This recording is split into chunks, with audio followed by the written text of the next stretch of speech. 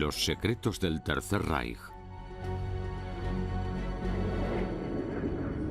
Las mujeres de Hitler. Una joven que protagoniza su propia película casera retoza a orillas de un lago alpino. Es Eva Braun, la novia de Adolf Hitler. Él era 23 años mayor, y ella era un estricto secreto de Estado. Su relación nunca podría ser pública. Las mujeres alemanas adoraban a Hitler. Proyectaban sus fantasías sobre él, así que no era aconsejable que se supiera que Hitler tenía amante, o novia, o esposa, o familia. Para la maquinaria propagandística de Goebbels, era muy importante que Hitler permaneciera soltero. Las películas caseras de Eva Braun mostraban a un Hitler distinto del retrato propagandístico de líder soltero y solitario. Creo que formaba parte de su imagen, una imagen muy calculada, que estaba casado con Alemania, que llevaba a Alemania dentro del alma y no podía tener otras distracciones. Las películas de Eva Braun no se rodaron para que se vieran fuera de Berghof, el refugio alpino de Hitler sobre el pintoresco pueblo bávaro de Berchtesgaden. Para la opinión pública ella no existía. Tristemente, Eva Braun no se hizo célebre hasta que se casó con Hitler y juntos se suicidaron en el búnker de Berlín. Fue una de las muchas mujeres jóvenes que intentaron suicidarse tras caer bajo el hechizo de Hitler. Maria Reiter tenía 16 años. Su cuñado la salvó del suicidio cuando Hitler la rechazó. Geli Raubal era la sobrina de Hitler. Solo tenía 23 años cuando se suicidó en casa de Hitler. Unity Mitford era una aristócrata inglesa enamorada de Hitler que se pegó un tiro con 25 años. Según Hitler, no hay nada mejor que entrenar a alguien tan joven, a una chica tan maleable como la cera. Hay imágenes de mujeres sollozando y delirando de pasión por él, y parte de ellas son resultado de la máquina de propaganda de Goebbels. Pero podemos estar seguros, basándonos en muchas cartas y diarios, de que muchas mujeres, sobre todo jóvenes, estaban enamoradas de Hitler. Pero no eran solo chicas jóvenes y maleables, sino también mujeres maduras de elevado estatus como Winifred Wagner, las que caían rendidas por sus encantos y poder político. La acaudalada divorciada de un industrial, Magda Goebbels, también se sintió atraída por Hitler. Pero tuvo que conformarse con casarse con su ministro de propaganda, Joseph Goebbels, y convertirse en primera dama del régimen nazi. Solo fue otra más de las múltiples mujeres que cayeron bajo la a menudo fatal atracción de Hitler. Pero cuando era joven en su ciudad natal austriaca de Linz, parece que Adolf Hitler se mostraba tímido e impotente ante las mujeres. Hubo gente que le conoció en esa época, por ejemplo un tal August Kubisek, que escribió sus memorias y cuenta que Hitler estaba incómodo en compañía femenina, que no tuvo novia en toda su juventud, no menciona a ninguna chica. Hasta que se fijó en Stephanie, la hija de un alto cargo del gobierno a la que no se atrevió a acercarse. Era la mujer ideal de Hitler, alta, rubia e inalcanzable. La veía en un parque. Parece ser que le escribía poemas y le mandó una carta de amor, pero no la firmó. Stephanie tenía muchos admiradores, pero Hitler solo podía contemplarla cuando paseaba por la calle principal con su madre. Se reservó su admiración para sí mismo hasta mucho más tarde, cuando la hija del alto cargo recibió una misteriosa carta.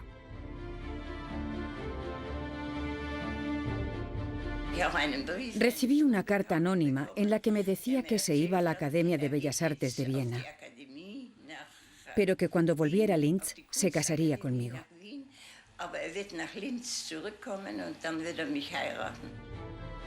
Hitler no pudo ingresar en la Academia de Bellas Artes de Viena. Stephanie se casó con otro. Y el triste curso de la historia reanudó su fatídica trayectoria. En agosto de 1914, la euforia bélica embargó a una generación de jóvenes alemanes y a un voluntario austriaco de 25 años, Adolf Hitler. Se alistó en un regimiento de infantería y fue enviado al frente occidental. Su unidad sufrió pérdidas devastadoras. Como mensajero, el cabo Hitler se ahorró los horrores del combate de trincheras, pero recibió la medalla de la Cruz de Hierro por su valor, algo que más tarde exhibiría en su chaqueta de dictador. El diario de su regimiento aún se conserva en el archivo estatal bávaro. Dice que Hitler fue destinado a Furnes, una pequeña población del norte de Francia, en primavera de 1916. Décadas después, una mujer francesa afirmó haberle conocido en ese pueblo.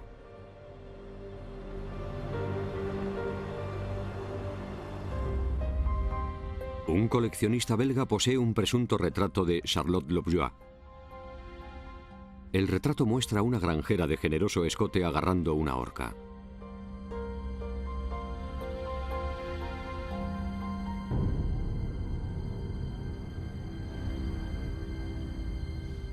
En su firma se lee Adolf Hitler 1916, pero no está demostrado que lo pintase Hitler.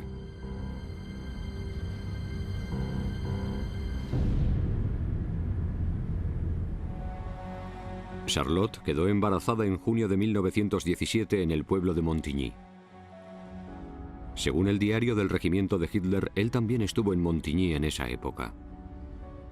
El hijo de Charlotte, Jean-Marie, nació el 25 de marzo de 1918 y afirmó que poco antes de morir su madre le contó quién era su verdadero padre. Le pregunté al hombre en francés quién era su padre y me dijo que Adolf Hitler.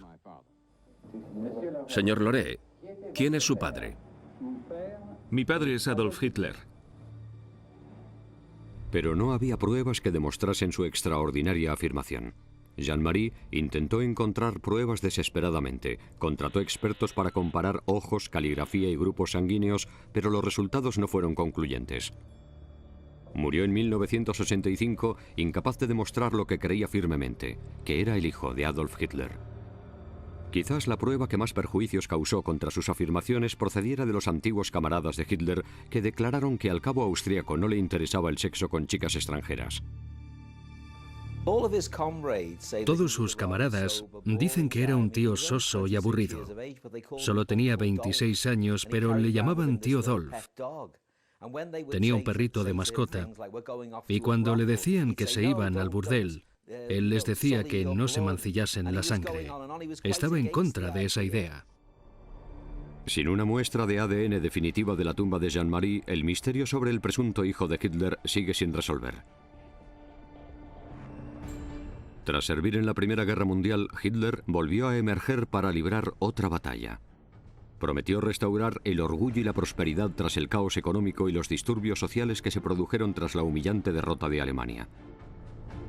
Sus encendidos discursos, llenos de retórica nacionalista y antisemita, calaron hondo en muchos alemanes. El líder local finalmente fue elevado al escenario político nacional. Era un visitante habitual en la idílica población balnearia bávara de Berchtesgaden. Durante un paseo alpino en septiembre de 1926 conoció a Maria Missy Reiter, de 16 años. Hitler se enamoró, pero ella no se dejó impresionar. Su sobrino habla por primera vez y cuenta cómo comparaba su emblemático bigote con una mosca negra y gorda. Se lo dijo a mi madre desde el principio. No soporto a ese hombre con esa mosca estúpida bajo la nariz. Y tiene 20 años más que yo. Mi madre también decía que era muy mayor para ella. Pero Missy pronto cambió de idea cuando Hitler la invitó a verle en acción en un congreso del partido nazi. Su actuación frente a una masa enardecida tuvo el efecto deseado. Cuando entró en la sala, Hitler interrumpió el discurso y fue a besar la mano a Missy y a Annie. Las condujo a una mesa, volvió al estrado y continuó el discurso. Tenía 16 años. Y a pocas chicas de 16 años les ofrecen esa clase de reconocimiento público, delante de tanta gente, de la admiración que les profesa el hombre que hay ahí de pie. Eso fue seguramente lo que la impresionó. Entonces fue cuando el hielo se derritió por completo, diría María después. Hitler la invitaba a excursiones. Durante un paseo por el campo de Berchtesgaden se besaron por primera vez. Pero el romance no floreció. La política ocupaba demasiado tiempo a Hitler. Le enviaba cartas de amor. Mi querida niña, me encanta que mi enamorada me escriba. No tienes ni idea de lo feliz que me hacen tus cartas, que son como si me hablase tu querida voz. Niña, no sabes lo que significas para mí y cuánto te quiero. Tu lobo.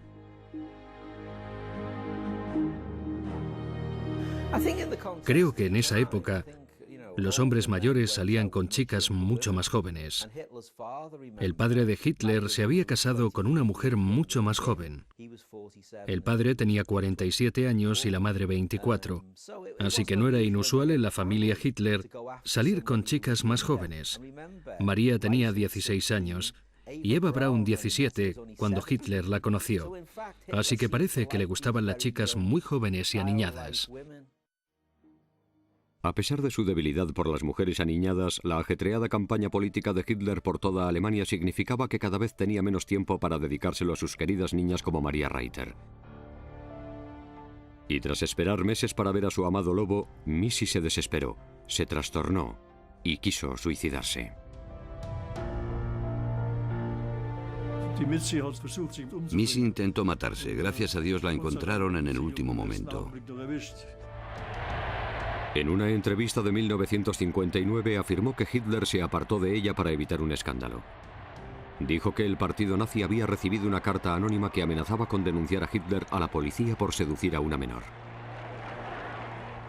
Afirmó que se acostó con Hitler, pero por supuesto nunca sabremos si fue verdad.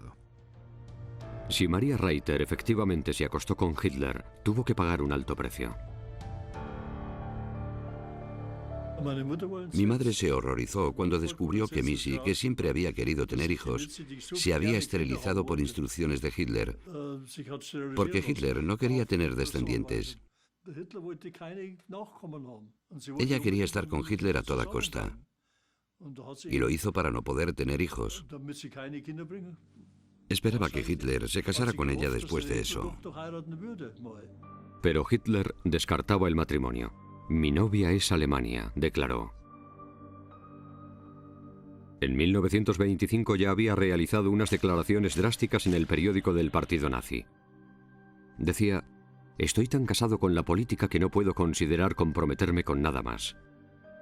A pesar de la propaganda y de los esfuerzos por interpretar el papel de un solterón amante de los niños, Hitler también atraía a mujeres mayores y respetadas de la alta sociedad bávara.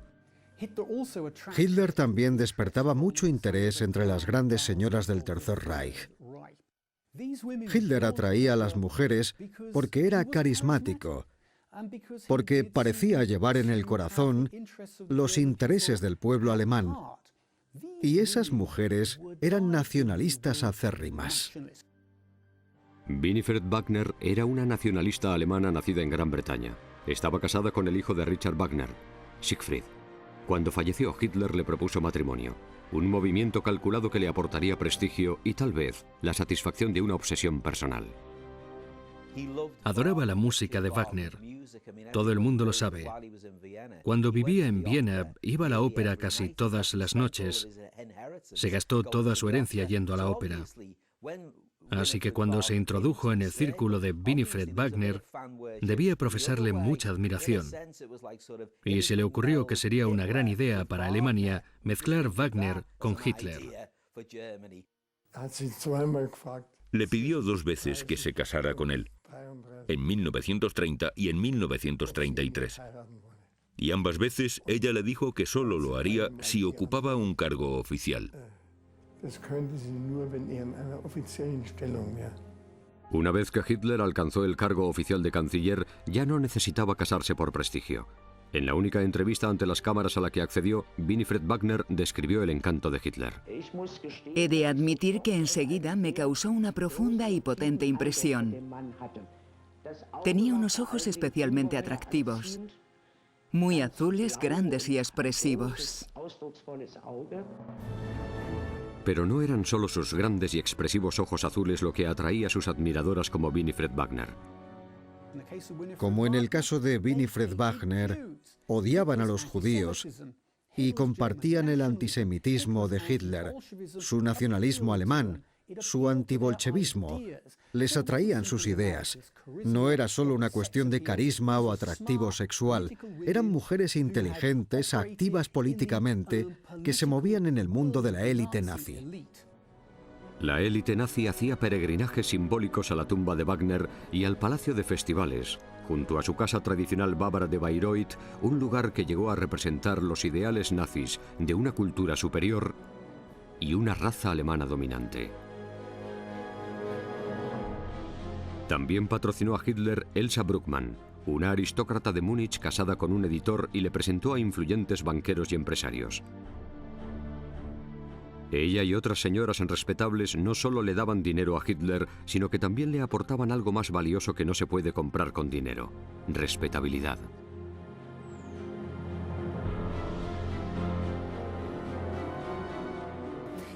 Eran parte de la alta burguesía, mujeres respetables que regentaban salones donde se reunían escritores, políticos, artistas y periodistas, y que presentaban a Hitler a gente influyente.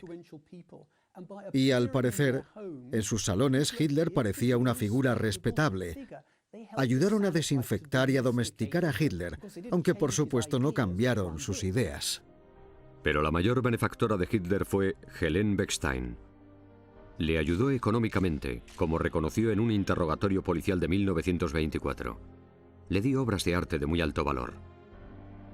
La mujer del famoso fabricante de pianos también apoyó la campaña de elección de Hitler con préstamos y con un Mercedes Compressor nuevo para sus viajes por Alemania. El ascenso a la cumbre de Hitler se vio acelerado por mujeres como la señora Beckstein. Tenía muy buena posición en la vida social de Múnich y organizaba cenas a las que asistía Hitler. Empezó a sentirse muy atraída por él. Era mucho mayor que Hitler y Hitler era muy amable, encantador y galante con las mujeres mayores y gustaba mucho a las mujeres mayores.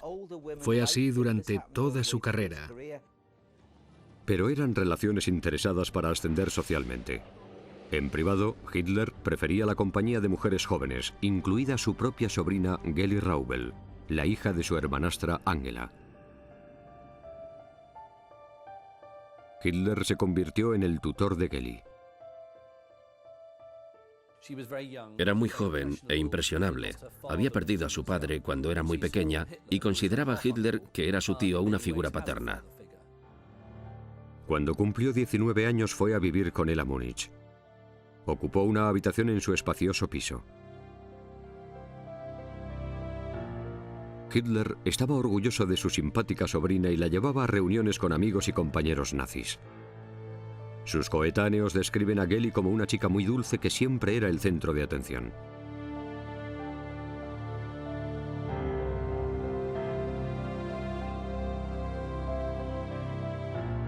Era animada y divertida. No era especialmente atractiva. No encajaba con el modelo ario, no era rubia, pero a él le gustaba mucho. Pero la divertida sobrina del tío Adolf tenía otros admiradores: el chofer de Hitler y veterano miembro del partido nazi, Emil Maurice. En enero de 1928 ella le envió una felicitación de cumpleaños firmada: muchos besos, tu Geli. Hitler había nombrado a su chofer Emil Maurice carabina de su sobrina y le horrorizó que tuvieran una relación romántica. Le despidió en parte por eso, lo que demuestra lo posesivo que era con Geli, incluso en aspectos de su vida privada. Los planes de matrimonio entre Geli y el chofer de Hitler se suspendieron. Tal vez el tío Adolf estaba celoso de su relación.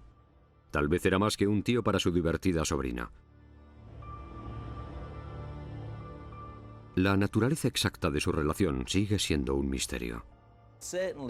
Era claramente una relación muy íntima e intensa, demasiado intensa para una relación entre tío y sobrina.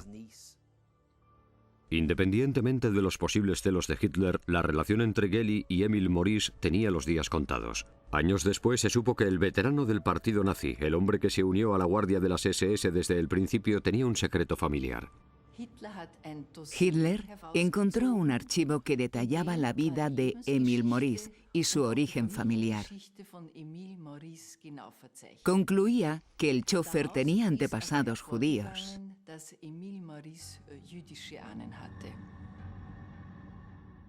El compañero de partido de Hitler tenía raíces judías.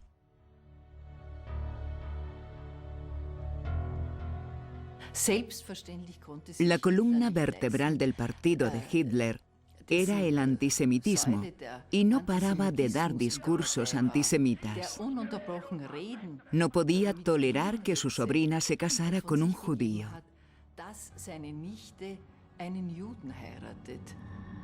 Ya conociera o no Hitler los antecedentes judíos de su chofer, la relación terminó. Mimó a su sobrina con vestidos caros, visitas a la ópera y cenas en restaurantes exclusivos. Era una vida de lujo, pero no de libertad. Se quejaba de que no podía hacer nada sin permiso del tío Adolf. Hitler estaba constantemente de gira para su campaña electoral, pero el 19 de septiembre de 1931 una noticia impactante llegó de Múnich. Geli había aparecido muerta en su piso. Pudo haber sido un escándalo enorme para Hitler y se tapó. Hitler se puso muy triste. Tuvo una depresión. El impacto de encontrar a su sobrina muerta en su piso pudo ser muy grande, pero se notó la eficacia del régimen nazi, que lo supo ocultar. El informe de la policía aún se encuentra en el archivo estatal bávaro. Concluyó que la muerte de Geli fue un suicidio.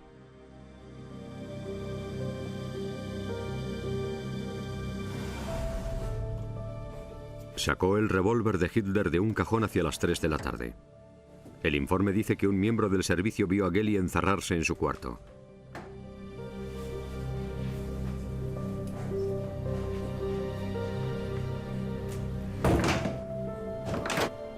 La sobrina puso la pistola directamente sobre su piel.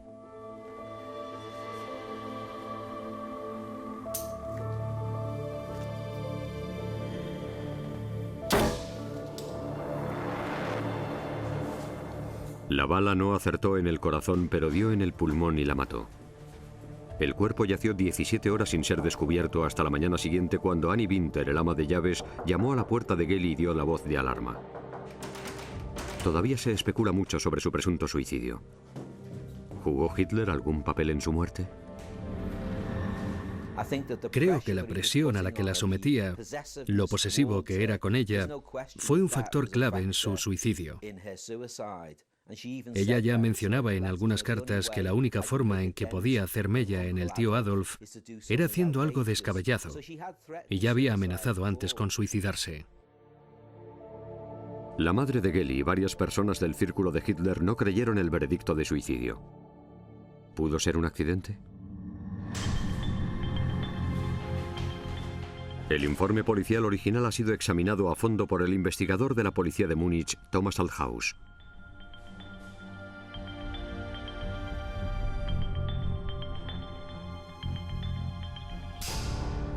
Para el investigador, las pruebas apuntan a un suicidio, no a un disparo accidental. Para efectuar un tiro, primero hay que quitar el seguro. La pistola Walter tiene el seguro en la parte de atrás y hay que quitarlo para apretar el gatillo.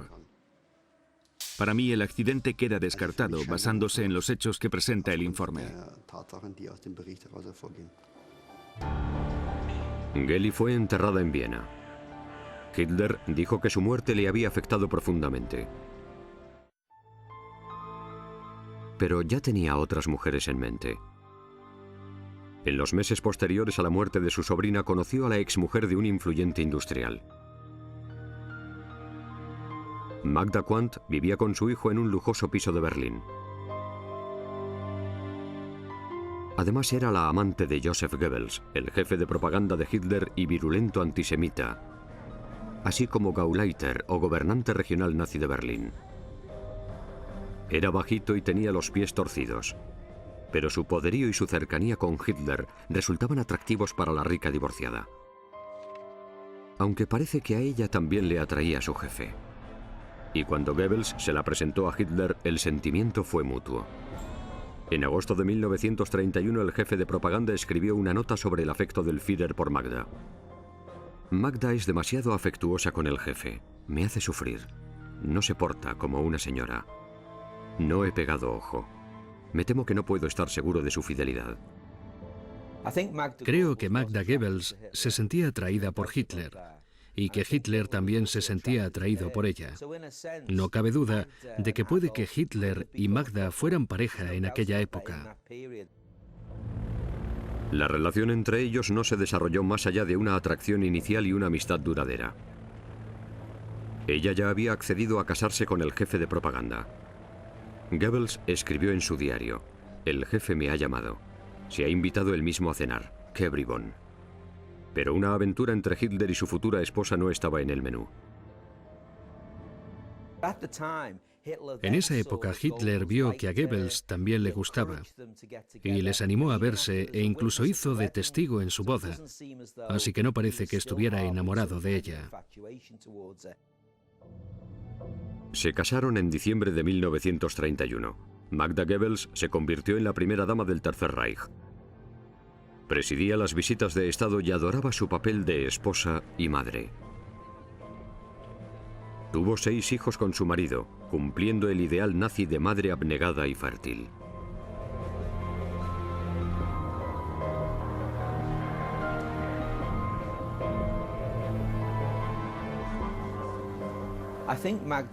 Creo que Magda Goebbels era el tipo de mujer que admiraba a Hitler.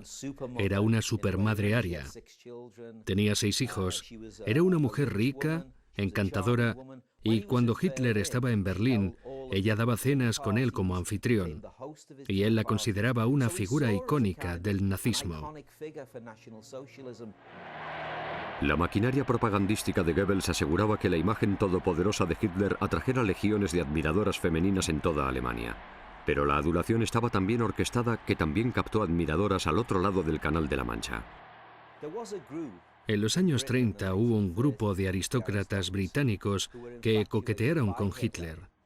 Creían que era un gran líder, que gracias a él los trenes llegaban puntuales y que los campos de concentración estaban muy bien para poner a trabajar a los vagos. Así que las clases altas admiraban mucho a Hitler. Una de las aristócratas seguidoras de Hitler más célebre fue Unity Mitford, pariente lejana de Winston Churchill. Ella y sus hermanas eran los ídolos de la alta sociedad inglesa. Su padre, David Freeman Mitford, había heredado el título de Lord Rysdale. Las Mitford se criaron en una mansión campestre inglesa y se codearon con influyentes escritores, poetas y políticos. Y Unity y su hermana Diana eran devotas fascistas. Su hermana mayor, Diana, se había enamorado de Oswald Mosley, el líder de los fascistas ingleses. Era varios años más joven, y él la había impresionado mucho. Quiso demostrarle a su hermana que podía conquistar a un Führer más importante.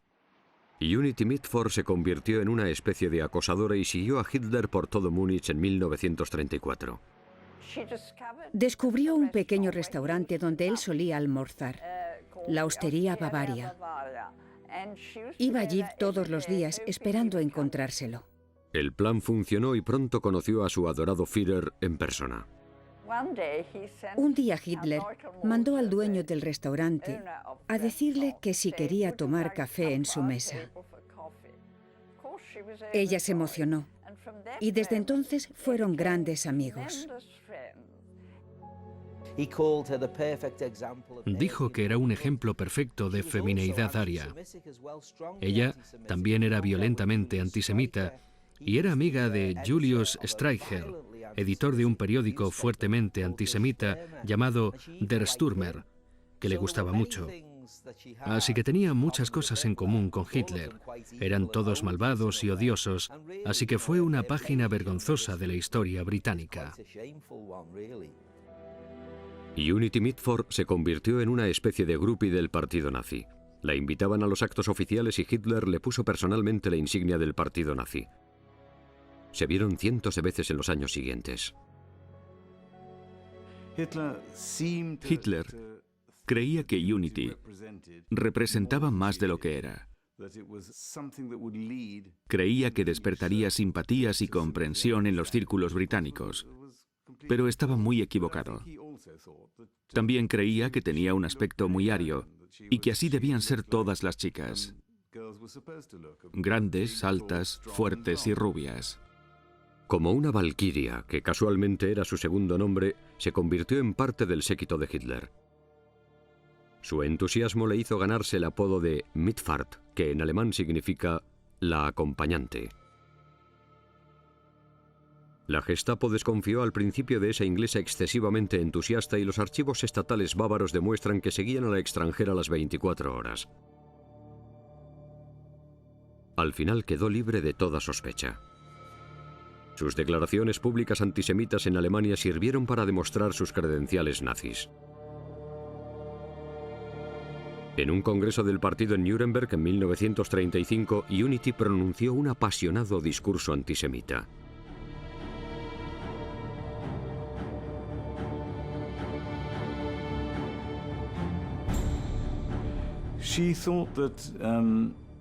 Creía que el nazismo sería la respuesta a todo. Y creo que representaba a mucha gente que pensaba que Hitler estaba abriendo la posibilidad de un mundo mejor. Habría víctimas, sí, pero no serían más que pobres, judíos miserables e infelices que se merecían serlo. Y el mundo sería mejor y más limpio como resultado. El panfleto nazi der Stürmer publicó una carta abierta de Unity. La población inglesa en general no tiene ni idea del peligro judío. Nuestros peores judíos solo actúan entre bastidores. Tenemos ganas de que llegue el día en que podamos decir con fuerza y autoridad: Inglaterra para los ingleses, judíos fuera.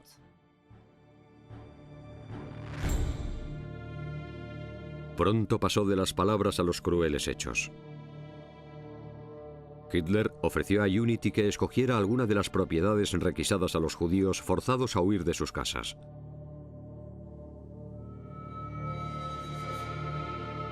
Le gustó una casa de la calle Agnes 26 y se mudó allí mientras echaban a sus dueños judíos.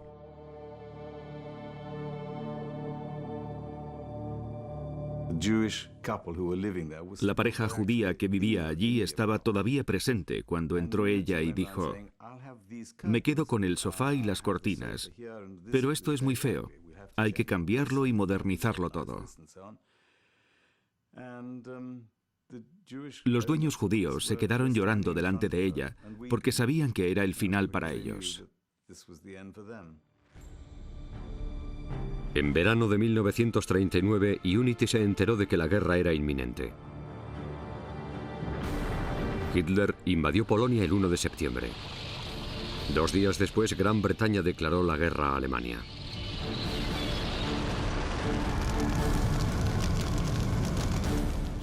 Le preocupaba la guerra con tanta pasión y le preocupaba Inglaterra con tanta pasión que cuando Inglaterra y Alemania entraron en guerra no pudo soportarlo.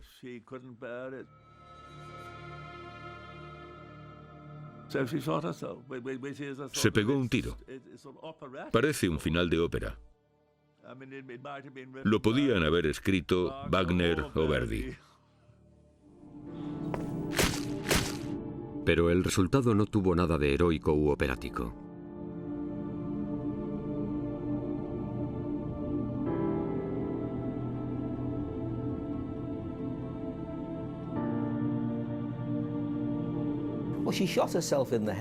Se pegó un tiro en la cabeza. No fue teatro, fue muy grave, pero no se mató. La llevaron a Suiza con los gastos pagados por Hitler. Luego la repatriaron a Inglaterra y la ingresaron en un hospital donde vivió 7 u 8 años más en un estado muy frágil. Con una bala alojada en el cráneo, el regreso a Gran Bretaña de la traidora incapacitada causó conmoción. Cuando nuestros cámaras salieron al encuentro del transbordador del canal, descubrieron que se habían tomado medidas extraordinarias con ocasión de la llegada a Gran Bretaña de la hija de Lord Ridsdale, Unity Mitford, la amiga de Hitler. Poco después de su desgraciada muerte, se especuló sobre si Unity compartió con Hitler algo más que su odio por los judíos.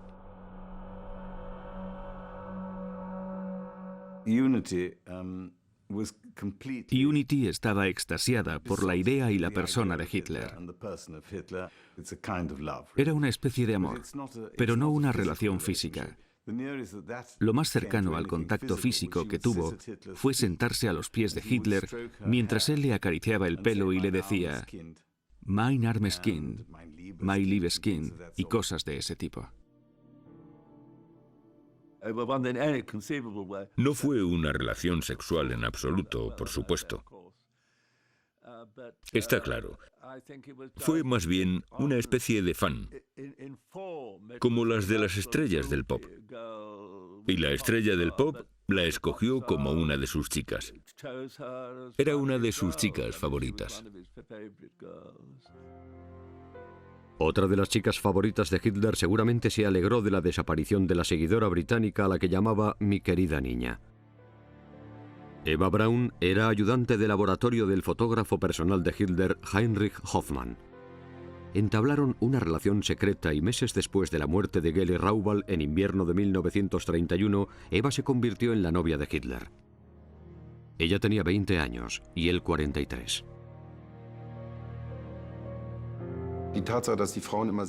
El hecho de que esas mujeres siempre fueran tan jóvenes y dependieran tanto de él significa que no solo ansiaba el poder político, sino también el poder sobre las mujeres. Como Geli Raubal y Unity Mitford, Eva Braun cayó bajo el fatal hechizo de Hitler. En 1935 escribió acerca del supuesto afecto que sentía el Führer por Unity. Como dice la señora Hoffmann, ahora tienen una sustituta para mí. Se llama Valkyria y hace honor a su nombre, incluidas las piernas. Pero esas son las dimensiones que le gustan. Eva Braun ya había intentado matarse una vez. Cuando no tuvo noticias de Hitler durante un par de meses, escribió en su diario que su segundo intento de suicidio tendría éxito.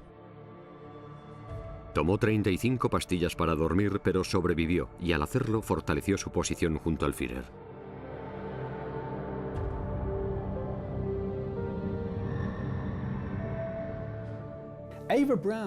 Eva Braun no era una rubia tonta. Era una joven muy astuta. Encajaba a la perfección con la mujer aria e interpretaba ese mismo papel. Sabía muy bien dónde encajaba dentro de la ideología de Hitler, de la ideología nazi. 3 meses después de su segundo intento de suicidio, Hitler instaló a Eva en su refugio alpino de Berghof como novia secreta. Era invisible para el público. Nadie sabía que era su amante. Tenía una casa o un cuarto de invitados en el Berghof y se hacía pasar por su secretaria privada entre su círculo más cercano. Pero todos los que rodeaban a Hitler sabían que Eva Braun era su amante y que al final del día desaparecían juntos en sus aposentos. Pero para la imagen pública del Führer célibe, consagrado únicamente a Alemania, ella no existía. Por las cartas que le enviaban, sabemos que las mujeres alemanas estaban locamente enamoradas de él. Querían tanto a su Führer que esa dinámica no habría funcionado si se hubiera sabido que Hitler tenía una amante, o peor, una esposa. Y por eso Eva Braun se mantuvo en la sombra. Y en la sombra, sin quererlo, recopiló un archivo extraordinario, las únicas imágenes de la vida doméstica y profesional de Hitler en el Berghof. 4 horas de sus películas caseras han sobrevivido, grabadas entre 1938 y 1944. En 1938 ya era la musa de Hitler, su novia, y le dejaba hacer lo que quisiera, como llevar un diario y rodar películas, aunque solo para el consumo privado. Ninguna se podía difundir en público. Eran imágenes estrictamente privadas que le permitía captar. La trataba como a una especie de hija errante que iba por su casa sacando fotos y riéndose.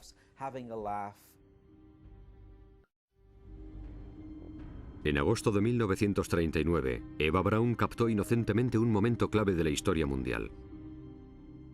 Hitler parece tenso. Tras firmar el pacto de no agresión con la Unión Soviética, creyó que tenía vía libre para invadir Polonia. En este momento parece que un mensaje siembra la incertidumbre en sus planes bélicos. Pero la película es muda. ¿Qué estaba diciendo Hitler? Un equipo experimentado de personas sordas lectoras de labios fue capaz de descifrar lo que decía el dictador. Las palabras perdidas de Hitler se volvieron a oír por primera vez desde aquel fatídico día de 1939. Ya lo sé, no me importa. Ya sabrá lo del telegrama. Me gustaría destruirlo. ¿Ha llamado a esos señores? El telegrama tiene consecuencias para nosotros y conducirá a una catástrofe.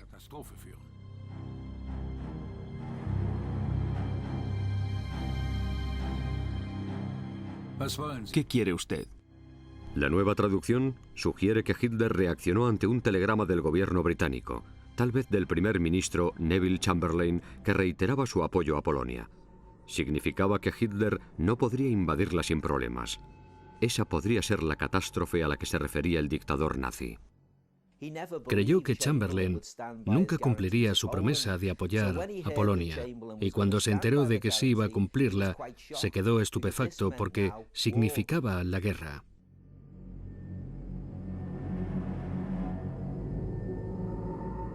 El dictador zozobró, y su chica maleable Eva Braun captó el momento con su cámara.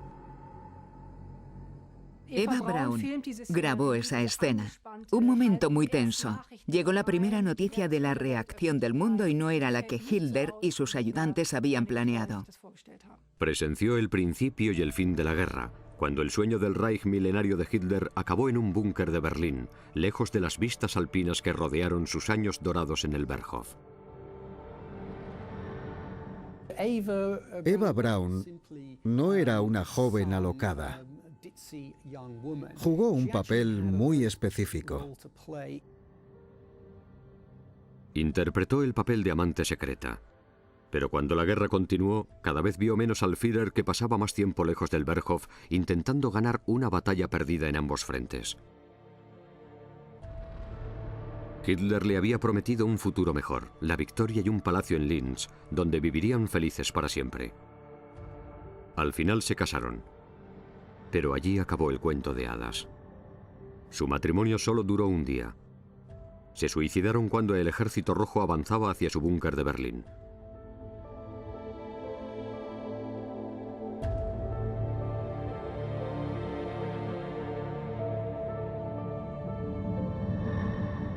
Y Eva Braun no fue la última de las mujeres de Hitler que se suicidó. Magda Goebbels y su marido Joseph decidieron seguir a su Führer en la vida y en la muerte. Creo que estaba decidida a permanecer junto a Hitler en el búnker hasta el amargo final. Envió una carta a un familiar justo antes del fin, en la que decía: «No puedo vivir en Alemania si no está gobernada por Adolf Hitler. Y por tanto, si el Führer muere, moriré con él, igual que mis hijos». Magda y Joseph envenenaron a sus 6 hijos antes de suicidarse un día después del suicidio de Hitler.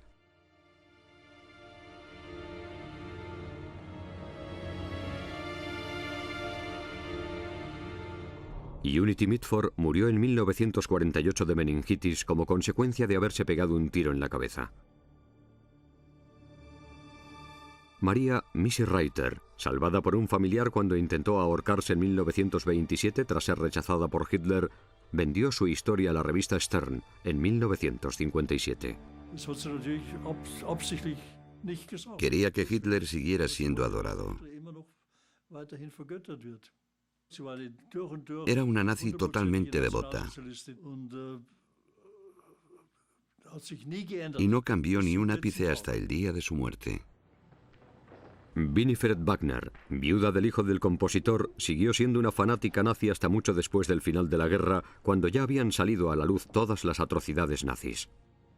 Nosotros, los antiguos nacionalsocialistas, buscamos un seudónimo después de la guerra, porque no se podía hablar de él en público. Si queríamos hablar de él, le llamábamos USA, que en alemán quiere decir nuestro bendito Adolf.